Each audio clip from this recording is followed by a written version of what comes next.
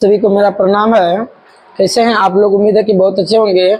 आज हम लोग क्लास 12 का इतिहास का पहला चैप्टर पाषाण युग को देखेंगे। ठीक है, तो इस वीडियो में आप शुरू से लेकर अंत तक बने रहेंगे। चैप्टर का नाम क्या है? पाषाण काल। तो पाषाण काल से रिलेटेड इस वीडियो में आपका ऑब्जेक्टिव प्लस सब्जेक्टिव दोनों, जो कि परीक्षा के दृष्टिकोण से इंपॉर्टेंट होगा, A to Z इसमें बताया गया। ठीक है, आप शुरू से लेकर अंत तक बने रहेंगे। ठीक है, तो इस चैप्टर का नाम ही है क्या? पाषाण काल। ठीक है, तो इस चैप्टर को स्टार्ट करने से पहले हम लोग थोड़ा और कुछ अच्छा से जानते हैं। ठीक है,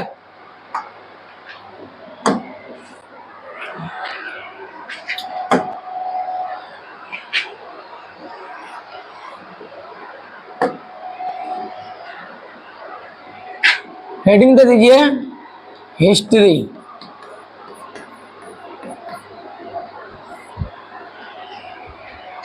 H से हिस्ट्री होता है, H से हेरोडोटस होता है। हेरोडोटस इतिहास का जो पिता है वो कौन है? हेरोडोटस है। ठीक है, इतिहास को पढ़ने के इतिहास का मतलब क्या होता है? बीते हुए समय का अध्ययन, अतीत का अध्ययन इतिहास कहलाता है। ठीक है, इतिहास का पिता कौन है? हेरोडोटस। ऑब्जेक्टिव क्वेश्चन बनेगा। पढ़ने के दृष्टिकोण से इतिहास को 3 खंडों में बांटा गया है। कितने खंडों में? 3 खंडों में। पहला खंड का नाम है प्राग ऐतिहासिक काल, प्राग ऐतिहासिक काल। दूसरा का नाम है आद ऐतिहासिक काल और तीसरा का नाम है ऐतिहासिक काल। ठीक है बच्चों, हम लोग को जो पढ़ना है प्राग ऐतिहासिक काल पढ़ना है, प्राग ऐतिहासिक काल। ठीक है, आगे देखते हैं। प्राग ऐतिहासिक काल,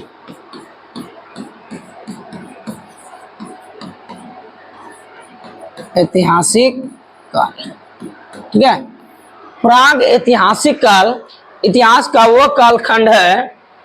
प्राग ऐतिहासिक काल इतिहास का वह कालखंड है जब इतिहास एकदम स्टार्ट हो रहा था दुनिया। ठीक है, जिसके बारे में ना तो कुछ लिखा गया है और ना ही कुछ पढ़ा जा सका है। मतलब लिखा ही नहीं गया है तो पढ़ेंगे कैसे? ठीक है, इसके बारे में प्राग ऐतिहासिक काल इतिहास का वह कालखंड है जिसके बारे में ना लिखा गया है ना ही पढ़ा गया है। ठीक है, मनुष्य सबसे पहले यही आया था प्राग ऐतिहासिक काल में। ठीक है, प्राग ऐतिहासिक काल, तो हेडिंग दे दीजिए प्राग ऐतिहासिक काल।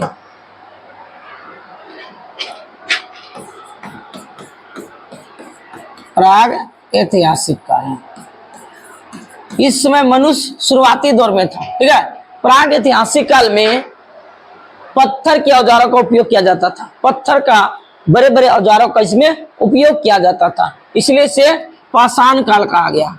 इसलिए से क्या कहा गया? पाषाण काल कहा गया। प्राग ऐतिहासिक काल को क्या कहा गया? पत्थरों का ज्यादा इसमें उपयोग हुआ, इसलिए से प्राग ऐतिहासिक काल को पाषाण काल, इसको अंग्रेजी में स्टोन एज भी कहा गया। ठीक है, स्टोन एज। पाषाण काल को पुनः 4 भागों में बांटा गया है। ठीक है, पाषाण काल को ही 4 भागों में बांटा गया है। ठीक है, पाषाण काल को ही 4 भागों में बांटा गया है। पहला है पूर्व पाषाण काल, पूर्व पाषाण काल, मध्य पाषाण काल, नव पाषाण काल। ठीक है, तो इसमें पहला क्या है? पूर्व पाषाण काल, पूरा एकदम शुरुआत पूर्व पाषाण काल। उसके बाद 2 नंबर में आएगा मध्य पाषाण काल। उसके बाद आएगा सबसे बाद का नव पाषाण काल, नव पाषाण काल। इसके बाद और एक आएगा नव पाषाण काल के बाद उत्तर पाषाण काल, उत्तर पाषाण काल। इसी में तांबा का, नव पाषाण काल के बाद ही तांबा का खोज हुआ उत्तर पाषाण काल में, यानी बाद वाले चीज को पाषाण सॉरी उत्तर बोला जाता है। ठीक है, तो उत्तर पाषाण काल में तांबा का खोज हुआ, इसलिए से ताम्र युग भी कहा जाता है या ताम्र पाषाण युग भी कहा जाता है। ठीक है, अब देखते हैं पाषाण काल को 4 भागों में बांटा गया, जिसमें पहला क्या है? पूर्व पाषाण काल। पूर्व पाषाण काल में मनुष्य जो होता था ना, ठीक है, एकदम राक्षस हुआ करता था। क्या होता था? राक्षस, अर्थात खाना बदोश। ठीक है, खाना बदोश, ये खाना के तलाश में बड़ा खाना बदोश। ठीक है, ये लोग खाने के लिए शिकार करते थे, आखेट जिसको कहा जाता, आखेट। ठीक है, इन लोगों ने इसके समय में सबसे अच्छा चीज का खोज हो गया, आग का खोज हो गया। किसका खोज हो गया? आग का। पूर्व पाषाण काल में ही आग का खोज हो गया। ठीक है, उसके बाद आता आपका मध्य पाषाण काल। मध्य पाषाण काल, मध्य पाषाण काल थोड़ा सा छोटा था। मध्य पाषाण काल में छोटे छोटे, अच्छा, यहाँ पर पत्थर के हथियारों का प्रयोग हुआ है। ठीक है, बड़े बड़े हथियार हुआ करते थे इसमें, जैसे कुल्हाड़ी का खोज हो गया था। ठीक है, बड़े बड़े पत्थर के हथियारों का प्रयोग होता था। ठीक है, उसके बाद मध्य पाषाण काल में यहाँ पर छोटे हथियार, पत्थर के छोटे हथियार, छोटे हथियार, हथियार। और मेन जो यहाँ पे हुआ है, ठीक है, यहाँ पर लोगों ने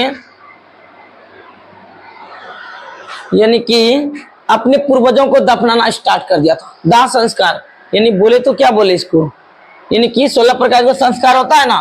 ठीक है, यहाँ पर स्टार्ट हो गया था।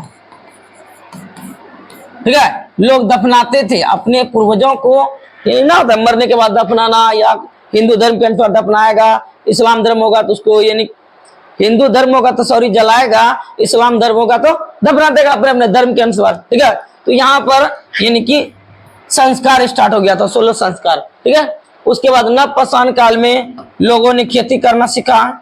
ठीक है, खेती करने के बाद इन लोगों ने यहाँ पर आवास बनाया, फिर कुत्ता को पालतू बनाया। ठीक है, उसके बाद कृषि का काम हुआ। इसके बाद मन का मृदभांड का खोज हो गया। यहाँ पर यहीं पर आपका क्या हो गया? मृदभांड का खोज हो गया। ठीक है, खेती, खेती ना सबसे पहले जो और गेहूं का हुआ था, जो गेहूं का खेती हुआ था आज से लगभग 7000 वर्ष पहले। और ये जो हुआ था कहां पर? पाकिस्तान में। पाकिस्तान में एक जगह पड़ता है पार, सुलेमान और किरथर, दो पहाड़ी है, सुलेमान और किरथर पहाड़ी के बीच में एक जगह है मेहरगढ़। तो मेहरगढ़ से इन लोगों ने क्या किया था? खेती प्रारंभ किया था। किसका? जो और गेहूं का। उसके बाद में किसका खोज हुआ? तांबा का खोज हुआ, अर्थात पाषाण काल में ही तांबा का खोज हो गया था। तो हम लोग देखे पाषाण काल को 4 भागों में बांटे।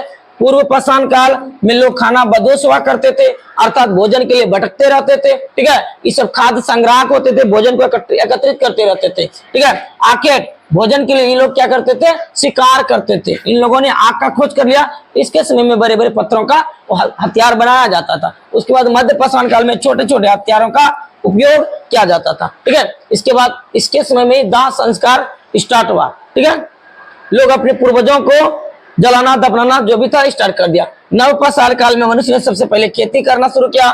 उसके बाद कृषि, ठीक है, खेती हो गया, खेती यानी कृषि। उसके बाद आवास, रहने के लिए घर बनाना शुरू किया। पालतू सबसे पहले किसको बनाया? कुत्ता को बनाया। ठीक है, बर्तन, बर्तन यानी मन का बोलो या मृदभांड, ठीक है, इसका खोज हो गया। खेती का बात करें तो सबसे पहले जो और खेती किसकी हुई थी? गेहूं की हुई थी, आज से लगभग 7000 वर्ष पहले। ठीक है, कहाँ हुआ था? पाकिस्तान में। पाकिस्तान में 2 पहाड़ है, सुलेमान और किरथर, उनके बीच एक जगह पड़ता है मेहरगढ़ में हुआ था। ठीक है, नव पाषाण के बाद आता है उत्तर पाषाण काल, इसी में तांबा का खोज हुआ था, यानी कि तांबा का खोज हो गया। उसके बाद हम लोग को जो पढ़ना है इतिहास का जो पहला चैप्टर, क्लास 12 का जो पहला चैप्टर है वही है क्या? पाषाण काल ही है। तो हम लोग अब चलते हैं चैप्टर पर। ठीक है, बने रहिएगा आप मेरे साथ। तो अब हम लोग देखते हैं, यहाँ पर देखिए ध्यान से। ठीक है, तो चैप्टर समझ में आ गया होगा हम लोग को क्या पढ़ना है। भी परेशान करके रख देता है।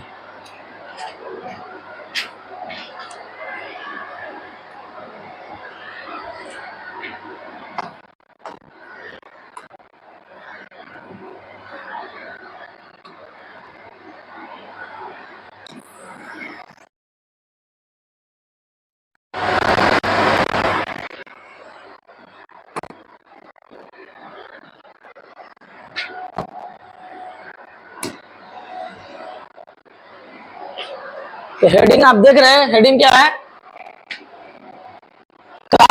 इतिहास। इसके बारे में हम लोग सब कुछ देख लिए हैं। इतिहास का पिता किसे कहा जाता है?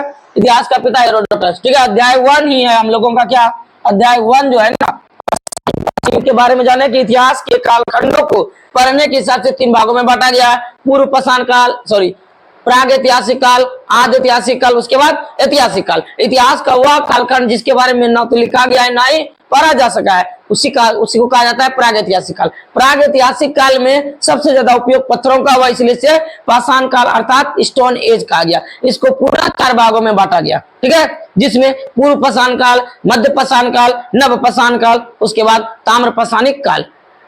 पूर्व पाषाण काल में मनुष्य ने खाना बदोश हुआ करते थे, शिकार करते रहते थे, बड़े बड़े पत्थरों के हथियारों का उपयोग करते थे, इसमें मनुष्य ने आग का खोज कर लिया था। मध्य पाषाण काल में ठीक है छोटे छोटे हथियारों का उपयोग होता था। उसके बाद यानी कि संस्कार स्टार्ट हो गया, अर्थात यानी लोग अपने पूर्वजों को जलाना दफनाना स्टार्ट किए। नव पाषाण काल में खेती स्टार्ट हुआ, आवास हुआ, सबसे पहले कुत्ता को पालतू बनाया। ठीक है, उसके लिए बर्तन, उसके बाद बर्तन रखा, बर्तन का खोज क्या, जिसको मन का या मृदवान कहा जाता है। ठीक है, तो हम लोग यहाँ तक समझ में आ गया था। अब आगे देखते हैं पाषाण काल यानी इसी को स्टोन एज या पत्थर युग कहा जाता है, स्टोन एज। ठीक है, पाषाण काल को 3 भागों में पूर्व पाषाण काल, मध्य पाषाण काल और नव पाषाण काल। पाषाण काल में, पूर्व पाषाण काल में हम लोगों ने लोग कच्चा मांस खाते थे। कौन सा मांस खाते थे? कच्चा मांस खाते थे, कच्चा मांस खाते थे, ध्यान से देखिएगा। यहाँ पर लोग क्या करते थे? पाषाण काल में कच्चा मांस खाते थे, यानी कि नंगा घूमता था, उसके बाद पाँव में जाते थे, बड़े बड़े पत्थरों के हथियारों का उपयोग करते थे।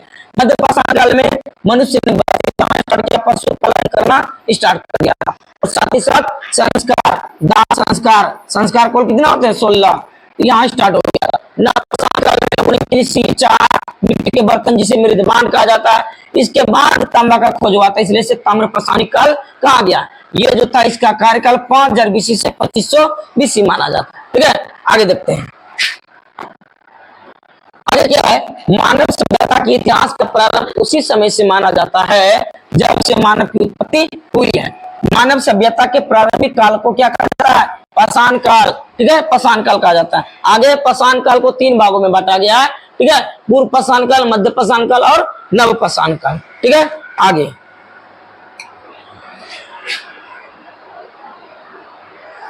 बने रहना है वीडियो में शुरू से लेकर अंत तक। ठीक है, सब ऑब्जेक्टिव प्लस सब्जेक्टिव दोनों हो जाएगा आपका। हो गया। इसमें क्या होता था? पूर्व पाषाण काल में मानव क्या करते थे? कच्चा मांस खाते थे, याद रखिएगा। और क्या रहते थे? वस्त्रहीन रहते थे, जंगलों में रहते थे, यानी दलिद्र बन के घूमते रहते थे, खाना बदोश होते थे। मानव ने इसी में क्या किया? आग की खोज कर लिया था पूर्व पाषाण काल में ही। ठीक है, उसके बाद मानव ने पहला हथियार कौन बनाया था? पत्थर का, कुल्हाड़ी का उपयोग किया था। आगे मध्य पाषाण काल में मानव ने पशुपालन करना शुरू कर दिया था, आदमी ने पशुओं को पालतू बना लिया था। ठीक है, कृषि की शुरुआत जो हुआ था नव पाषाण काल में हुआ था। कहां से हुआ था?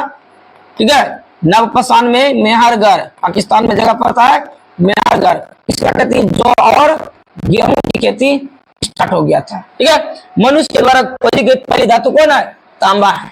कौन है? तांबा। मनुष्य के द्वारा बना यानी पहला पालतू जानवर किसे बनाया गया था? कुत्ता को बनाया गया था। ऑब्जेक्टिव क्वेश्चन में आता है, ध्यान रखिएगा। ठीक है, बढ़ते हैं आगे।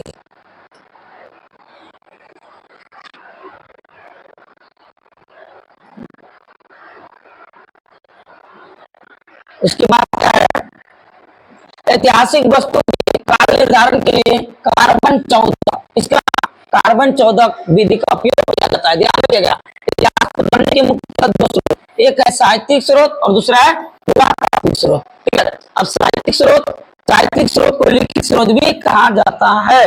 और आगे क्या है? साहित्यिक स्रोत में वेद, वेदांग, उपनिषद, पुराण, महाकाव्य और विद्वानों के द्वारा लिखी गई ऐतिहासिक पुस्तकें हैं। ठीक है, वेद, वेदांग पूछेगा, वेद कितने हैं? वेद 4 है, वेदांग कितने हैं?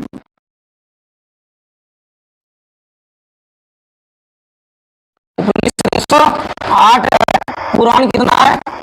पुराण 18 है। ठीक है, वेद 4 वेद में सबसे पुराना है ऋग्वेद, सबसे पुराना ऋग्वेद, सबसे बाद का अथर्ववेद है। ठीक है, वेदांग 6 है, यहाँ पे गलती हो गया है, वेदांग क्या है?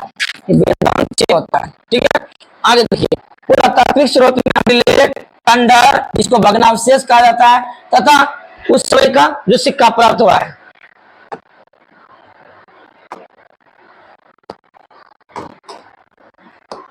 आगे देखते हैं, बस ये इतना से ही ऑब्जेक्टिव बन जाएगा। ठीक है, अब आसान काल का लगभग प्रश्न को देखते हैं जो कि एग्जाम के दृष्टिकोण से मोस्ट इंपोर्टेंट है। आप बने रहिएगा शुरू से लेकर अंत तक। ठीक है, और यदि वीडियो अच्छा लग रहा है तो अपने दोस्तों को शेयर कीजिए ताकि उसको भी इसका फायदा मिल सके। ठीक है, और यदि चैनल पर पहली बार आए तो चैनल को सब्सक्राइब भी कर लीजिए यदि अच्छा लग रहा है तो।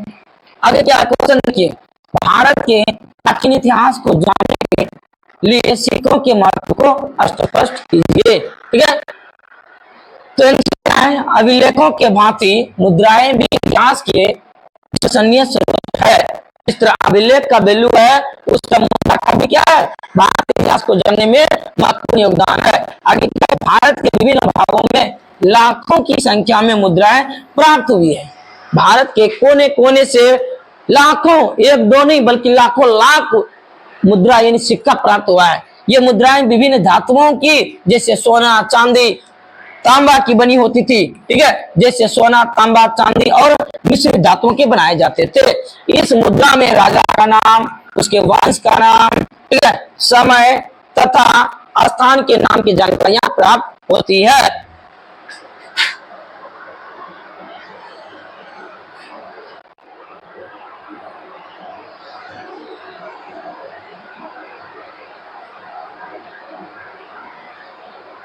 जानकारियां प्राप्त होती है।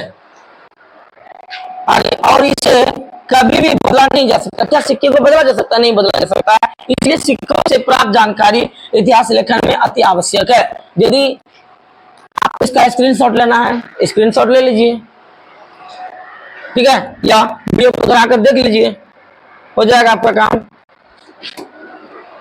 ठीक है, ये नोट्स बना दीजिए। आपके लिए दिन रात मेहनत कर रहे हैं, आप मेरे पीछे, आपके लिए हम मेहनत कर रहे हैं, आप मेरे लिए अपने लिए मेहनत कीजिए कम से कम। ठीक है, अगला क्वेश्चन है, ये भी पीबीआई है, जो चैप्टर का सबसे ज्यादा इंपॉर्टेंट क्वेश्चन होता है उसी को लिया गया है। ठीक है, इतिहास लेखन अभिलेखों के महत्व को लिखे। तो क्या क्वेश्चन है, उसका आंसर क्या होगा, मौर्य काल से पहले, जब चंद्रगुप्त मौर्य सब आए थे, मौर्य वंश के पहले और मौर्य के बाद के इतिहास की जानकारियां या जानकारी अभिलेखों से प्राप्त होता है। ये कहने का मतलब ये हुआ कि मौर्य वंश के आने के पहले और मौर्य वंश आने के बाद की जानकारी ना, ठीक है, किससे प्राप्त होती है, अभिलेखों से प्राप्त होती है। अभिलेख मतलब क्या होता है, अभिलेख उसे कहा जाता है जो पत्थर, धातु या मिट्टी के बर्तन आदि पर खोद खोद कर लिखे जाते हैं। अभिलेखों में तत्कालीन शासन, उस समय जो काम किया, व्यक्ति की योजना तथा कार्यों की जानकारी अभिलेखों में लिखवाते थे। राजा अशोक, मौर्य वंश के राजा अशोक के कई कार्यों की जानकारी अभिलेखों से ही प्राप्त होता है। जैसे अशोक के जो अभिलेख थे वो 14 को अभिलेख थे और 14 अभिलेख में उन्होंने जो काम किया है उसके बारे में उसमें लिखवाए थे। इतिहास के बाद इतिहासकार हो गया, इतिहासकार भंडारकर महोदय ने राजा अशोक के इतिहास को अभिलेखों के माध्यम से लिखने का प्रयास किए हैं। इसीलिए इतिहास लेखन में अभिलेखों का विशेष महत्व है। बात समझ में आया? ठीक है, और यदि क्वेश्चन को लिखना है या स्क्रीनशॉट लेना है तो स्क्रीनशॉट आप इसका ले सकते हैं। ठीक है, आगे देखते हैं। अगला क्वेश्चन है, कार्बन 14 पद्धति से आप क्या समझते हैं? कार्बन 14 पद्धति, ये क्वेश्चन में लगभग एग्जाम में आते रहता है, नंबर में ये क्वेश्चन आना ही है। तो कार्बन 14 विधि क्या है, ये पद्धति से आप क्या समझते हैं? तो कार्बन 14 एक ऐसा वैज्ञानिक विधि है जिसके द्वारा पुराने वस्तुओं की प्राचीनता का निर्धारण किया जाता है। अर्थात कार्बन 14 विधि के द्वारा कौन वस्तु कितना पुराना है, उम्र कितना हो रहा है, ये आयु ज्ञात की जाती है। अर्थात खुदाई से प्राप्त वस्तु कितनी पुरानी है इसका निर्धारण कार्बन 14 विधि से किया जाता है। इस पद्धति की खोज अमेरिका के प्रख्यात रसायन शास्त्री लिब्बी, नाम याद रखिएगा, लिब्बी ने 1940 में किया। ठीक है, इस विधि के द्वारा किसी भी जीवित वस्तु में, अर्थात जो जिंदा है, जीवित वस्तु में कार्बन 12 और कार्बन 14 की जो मात्रा होती है वो सेम पाई जाती है। बट मृत्यु अथवा विनाश की अवस्था में, मतलब जब वो जिंदा रहता है कार्बन 12 करने के बाद कार्बन 12 स्थिर रहता है, कांस्टेंट रहता है, मगर कार्बन 14 की मात्रा लगातार घटते चला जाता है, कम होते चला जाता है। ठीक है, अर्थात कहने का मतलब ये होगा कि जिस पदार्थ में कार्बन 14 की मात्रा जितनी कम होगी, ठीक है, वह उतना ही प्राचीन माना जाएगा। इस प्रकार तिथि निर्धारण का वैज्ञानिक विधि क्या है? कार्बन 14 है। इसका स्क्रीनशॉट ले लीजिए, नहीं तो पछताना पड़ेगा आपको। ठीक है, ये क्वेश्चन एग्जाम के दृष्टिकोण से इंपॉर्टेंट है। अगला क्वेश्चन देखना है, पूरा तत्व। पूरा तत्व से आप क्या समझते हैं? ठीक है, लॉलीपॉप सब क्वेश्चन है। पूरा तत्व से आप क्या समझते हैं? तो क्या है पूरा तत्व से आप क्या समझते हैं? ध्यान से देखिएगा क्वेश्चन को। पूरा तत्व से आप क्या समझते हैं?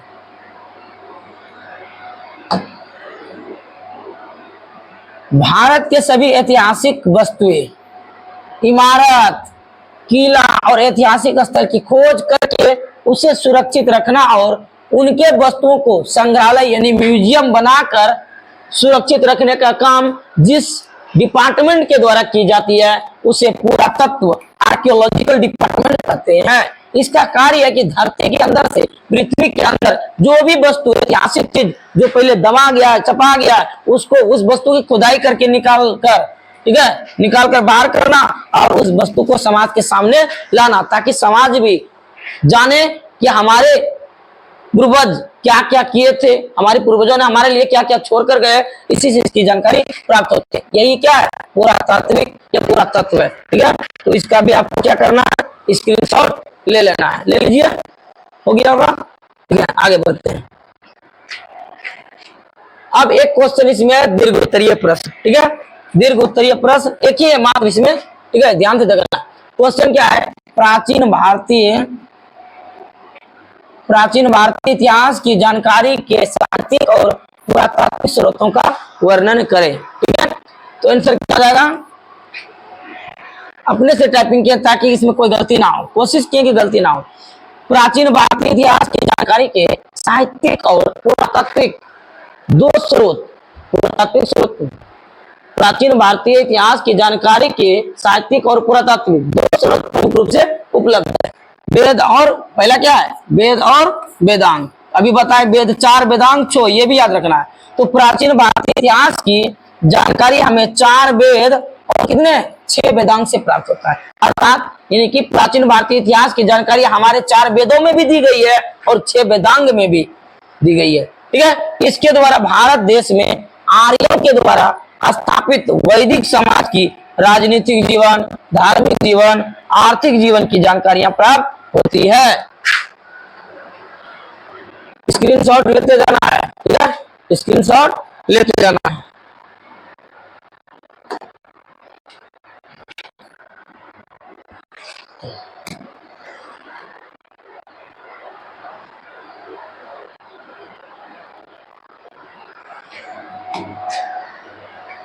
प्राप्त होती है जिससे कि इतिहास लेखन में विशेष योगदान प्राप्त होता है। दूसरा पॉइंट क्या है? पुराण और महाकाव्य। तो प्राचीन इतिहास को जानने का एक बड़ा स्रोत 18 पुराण भी है और रामायण और महाभारत जैसे महाकाव्य। रामायण भी महाकाव्य है, महाभारत भी महाकाव्य। याद रखना, 2 महाकाव्य, रामायण और महाभारत। पुराण 18 है। इसके द्वारा मौर्य वंश, मगध वंश, गुप्त वंश के इतिहास की जानकारी प्राप्त होती है। तीसरा पॉइंट क्या है? अभिलेख और सिक्के। तो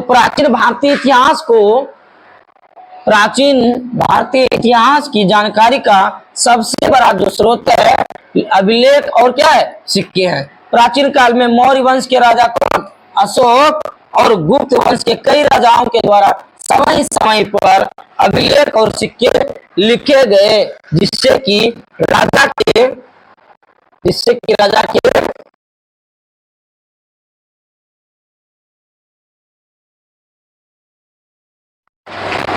नाम, वंश के नाम, समय और राजा के द्वारा कौन कौन सा कार्य किया गया उसकी जानकारी उससे मिलती है।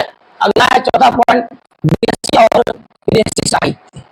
ठीक है, देशी और विदेशी साहित्य में क्या है, प्राचीन काल में भारत लेखक इतिहासकार ने समय समय पर भारतीय राजाओं तथा उनके वंशों का इतिहास लिखने का काम किया, जिसमें चाणक्य हो गया, जिसको कौटिल्य विष्णुगुप्त भी कहा जाता है, कालिदास, शेक्सपियर जिसको कहा जाता है, महत्वपूर्ण है। इसके अतिरिक्त समय समय पर विदेशों से आने वाले इतिहासकार और यात्री जैसे अलबरूनी, निकोली कॉन्टी, वैनसांग, फाहियान भारत आया और इनसे इतिहास की जानकारी प्राप्त होती है। लास्ट है भग्नावशेष और खंडहर। तो प्राचीन भारतीय इतिहास की जानकारी के लिए वर्तमान में हमें भग्नावशेष और खंडहर पर पहुंचकर इतिहास की जानकारी प्राप्त करते हैं। जैसे नालंदा विश्वविद्यालय, विक्रमशिला विश्वविद्यालय। ये विक्रमशिला विश्वविद्यालय वही है जो बख्तियार खिलजी ने गिराया था, आग लगा दिया था। ठीक है, हम लोगों के घर से मात्र 10 किलोमीटर दूर है, हम लोग यहाँ घूमने जाते रहते हैं। ठीक है, नालंदा, विक्रमशिला, कुतुब मीनार हो गया, लाल किला हो गया और ताजमहल को देखकर जानकारी प्राप्त कर सकते हैं। तो ये था आपका पाषाण काल। ठीक है, हम एक बार फिर से रिपीट कर देते हैं। ठीक है, यदि छूटा है तो शुरू से आप इसका स्क्रीनशॉट ले सकते हैं।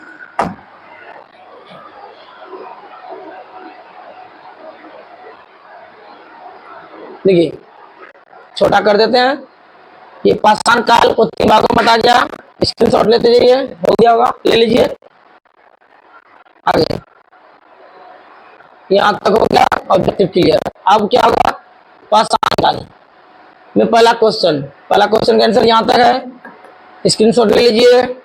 फिर नेक्स्ट क्वेश्चन 2 नंबर देखते हैं। मक्खी बैठकर दिक्कत कर परेशान कर देता है। दूसरा नंबर क्वेश्चन है, इतिहास लेखन में अभिलेखों का क्या महत्व है। यहाँ तक उत्तर है, स्क्रीनशॉट ले लीजिए।